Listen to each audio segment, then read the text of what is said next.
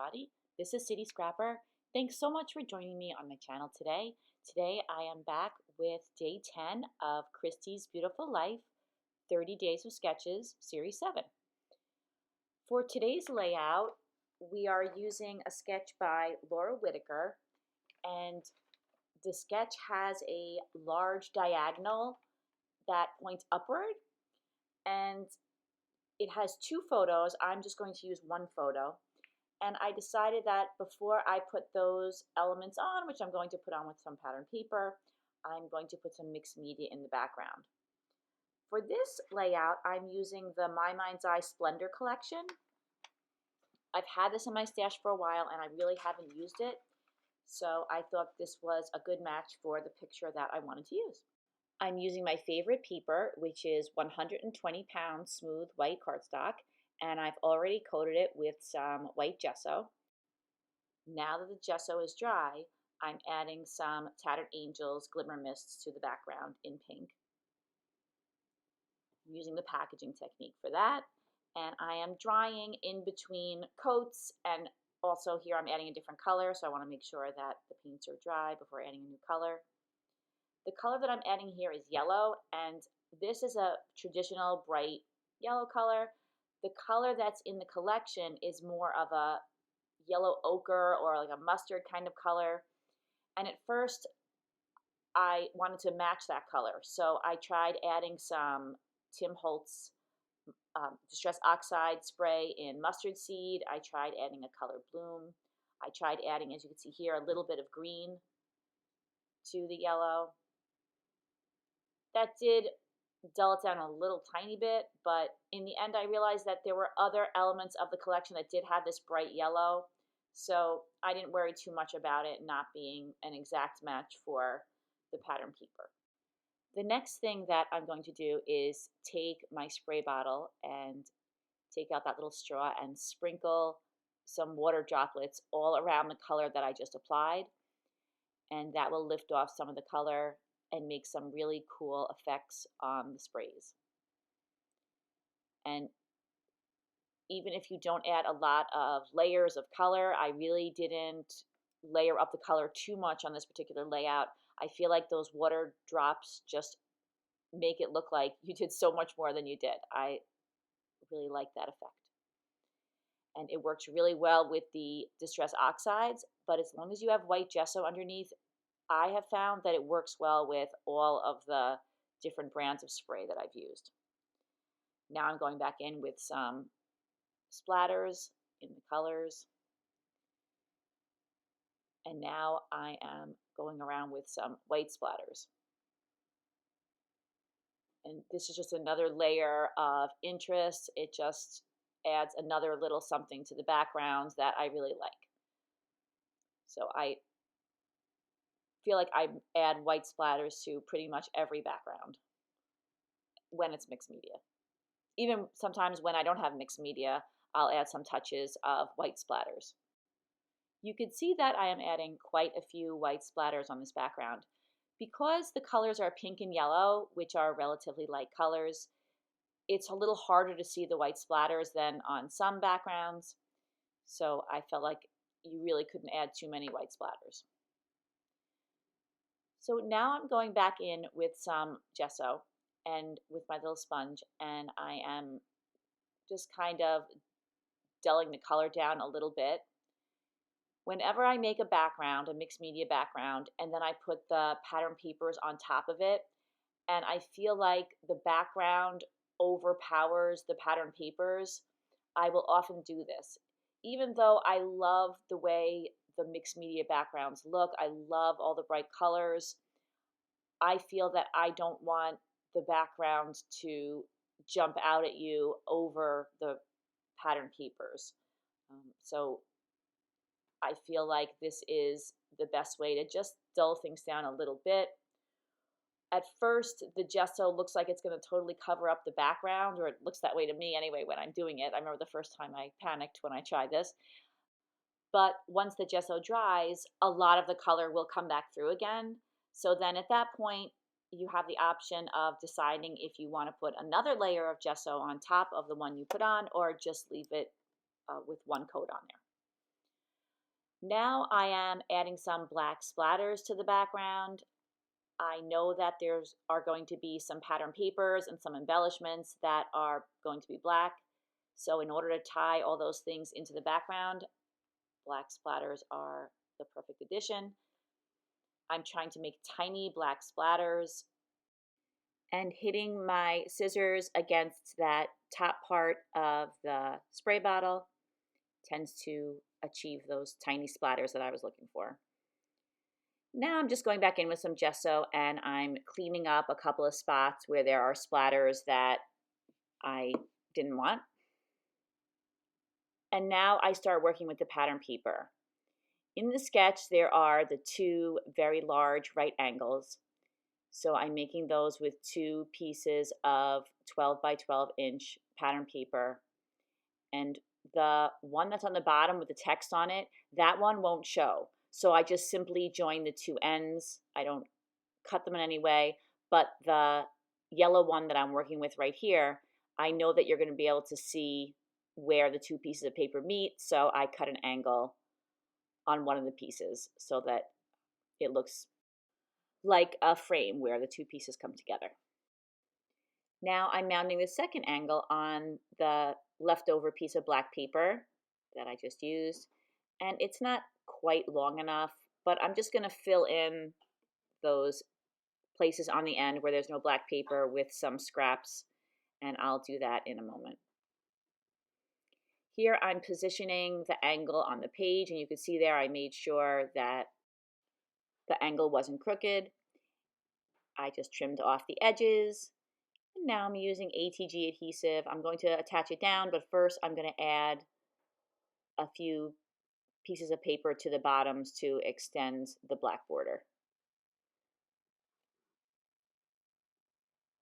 And then the same thing to the other side. And you really can't notice this on the layout. I didn't want to get out a brand new piece of paper. So now I'm just using the larger angle to position the smaller angle, and now my background is finally ready for adding the photo and some embellishments. This is a photo of both of my daughters that was taken a few years ago. One day they were both looking super fabulous, I thought, and so I suggested to them that we take photos for the Christmas picture since we often wait till the last minute and then I'm scrambling to get a good photo and to get the cards printed. So I took quite a few photos. This wasn't the one that ended up being the Christmas photo, but I did get a lot of really nice photos of the two of them on this day. Here I'm using this 6 by 6 inch pad. I really liked that dark blue color that was in the background. So again, I'm just piecing a little bit together onto the end, and then I'm going to put black behind that because if I just left it blue, then those angles would pop off the page more than the photo, and of course I want my photo to be the focal point of the layout. Now I am trying some different embellishments on the background. I think my favorite embellishment is chipboard. I tend to use up the chipboard packs before anything else. So I found a title that says Happy Days, and you could see a selection of leaves and flowers, and there are two little bees there. I'm only going to have two clusters on this particular page. So I'm going to have one in the upper right-hand corner and the one in the lower left-hand corner. In the sketch, there's a little piece of paper that the top is like a notepad, just like what I just punched out. And I tried it on the white side, but I didn't really like that, so I turned it around and punched the other side, and I like that better. Now I'm adding some more foam to the back of the photo. I want to leave a little space on the top there so that the chipboard can sit underneath the picture without making it bump up. And I'm sure you have the same experience. The chipboard really doesn't stick down for a very long time by itself, so I added some extra adhesive. I added that little bee in there, and now I'm attaching down the title. And those same embellishments that I had there before, the leaves, the little pink flower, and the little pink flower I ended up moving it around a little bit, and that bumblebee as well. So the ATG adhesive, I feel like it does a great job holding the foam in place, and I like that it allows me to move the photo around if I decide I want to. The sketch also has a banner right underneath the photo, or right behind the photo, I should say, and I love this piece of paper because it's nice and dark, and it contrasts with both the yellow and that paper with all the writing on it. I feel like whenever I'm using multiple pieces of pattern paper, it's always my first consideration, how will they look against each other and layered on top of each other? Will the colors blend together, or will there be contrast and definition? And the black border definitely helps with that. But I feel like all of these patterns, they all work really well together. They all have a different value, and nothing gets lost on the layout. And they all coordinate. I add a little tag behind the little notebook bordered piece of paper. And here I'm using some of the enamel dots that come in the collection. I put some yellow ones on the banner, and brads came in the collection too. I love brads. I love those specialty brads. I love brads in general. And these had some cute little patterns on them. There's an image of a bird on the top right-hand corner, and then there's some flowers on the lower left-hand corner brad. So I like those. And I just love the way photo corners look. I say that all the time. I love the little touch that it adds. So I punch them out using an EK Success scalloped photo corner punch that I have in my stash. I've had that in my stash for a while. And I'm adding just a little enamel dot to each of the photo corners. Then I decided I wanted to change the size of the enamel dot that was on the banner, because I didn't want to have the same size enamel dot on the photo corners that I did on the banner. I thought it would just look nice if they were different sizes, so I just switched those two out. I noticed on the chipboard there are these black fern leaves, and I really like those a lot, so I worked those into both of the clusters. I thought this piece of chipboard with the yellow flowers was another great addition. There are so many beautiful things that are in this collection. It was hard to choose what to use. I've started adding a lot of really tiny bows to my collection. These bows aren't branded. I think they're more for sewing than they are for scrapbooking. I bought those like in a lot on eBay. Somebody was getting rid of a bunch of bows and flowers, so I got a bunch in white and off-white. Now I'm attaching the brads onto the page. I always get nervous that I'll punch the hole in the wrong place, but you can always cover it up with something. Now I'm adding some enamel dots to each of the clusters, and I'm trying to decide where I think the enamel dots would look best.